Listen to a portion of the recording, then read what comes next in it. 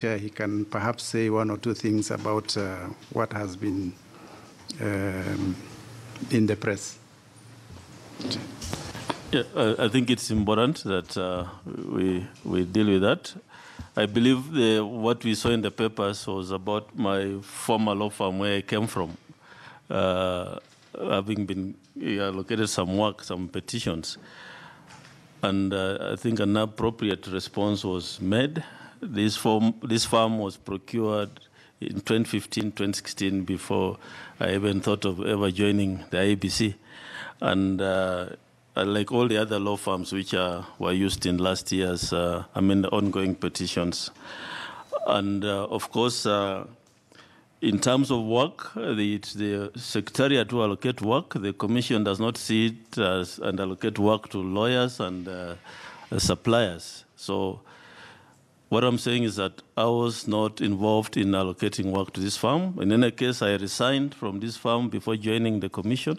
I'm no longer a partner in the firm. I no longer benefit from the firm. So if they were allocated some petitions, that was between the CEO and the Secretariat. And the issue of benefiting, really, it was an outrageous remark, which has no basis as far as I'm concerned. So if it's about the farm where I came from, that is a brief response to that. Yeah. Okay, let me give Senator Dulo for... Chair, just to go back to the quorum, because it looks like you have not answered us properly, whether you are good to go with the by-election, with the 3 commissioners you have. So are you good to go? Because Kenyans being litigant, if they face challenges with the party primaries, the first thing they will go for is to challenge you, whether you will have quorum to proceed with the by-election or not. That is one. Number 2, you are talking of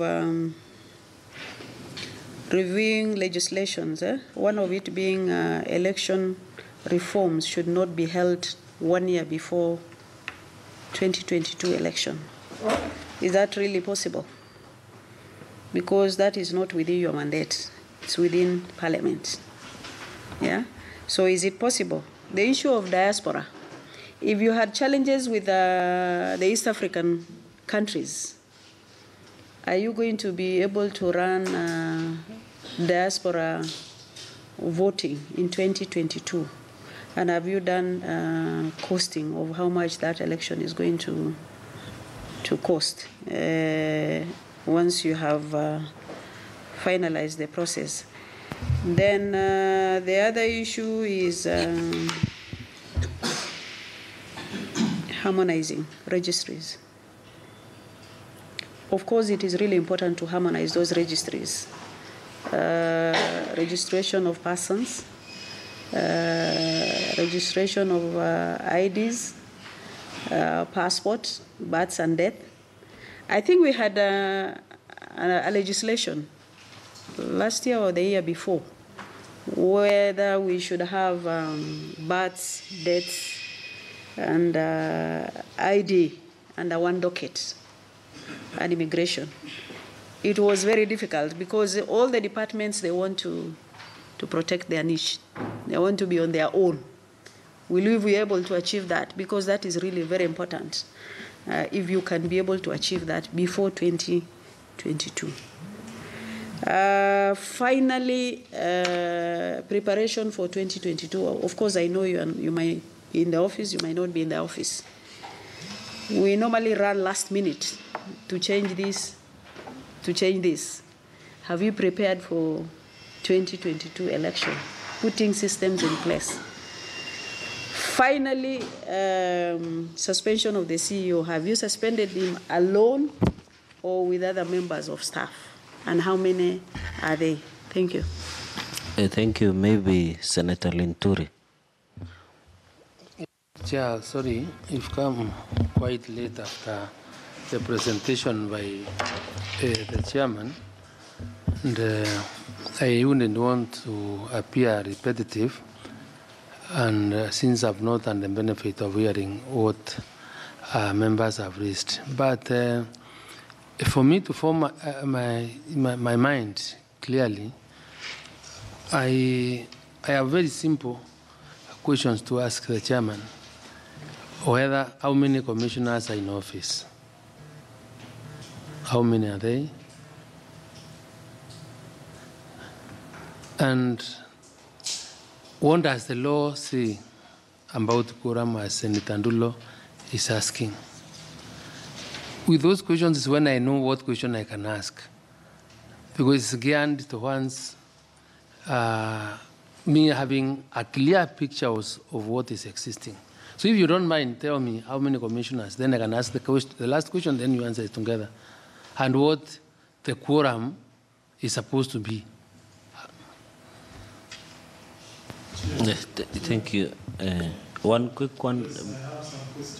Why don't we allow them to respond to, because they are around 3, and then one, they are around 5 questions, then you can. To very good point said by Majority Leader. Yes, kindly. Yes, now, there's a question I've been asked concerning whether you are good to go. And if I heard you correctly, you said you have committees. Are you telling the members of us, are you telling us that you're operating with committees, that committees are making final decision? I say that because, to the best of my knowledge, in government, committees don't make final decisions. What they usually do, including this committee, is to recommend. It only becomes binding once the plenary adopts that recommendation of the respective committee. Thank you. Okay, Faki, one only. Yeah, mine is on the right to information.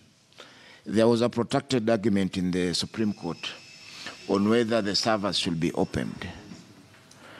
This was an election which was conducted by the commission. The voters were the general public. Yeah. Why was the commission reluctant to open the servers and avail this information to the public? Even now, they have not been able to open the servers that are available. And in fact, most of the court proceedings, they take longer because you are not willing to open the records so that scrutiny can be done. Maybe the petitioner, whoever is interested, can have a look at the information that is given in the commission. And this is a public election, public documents, and there is no reason why they should be hidden from the members of the public. Yeah, thank you. Maybe you can, I think that's quite a number of questions. Maybe you can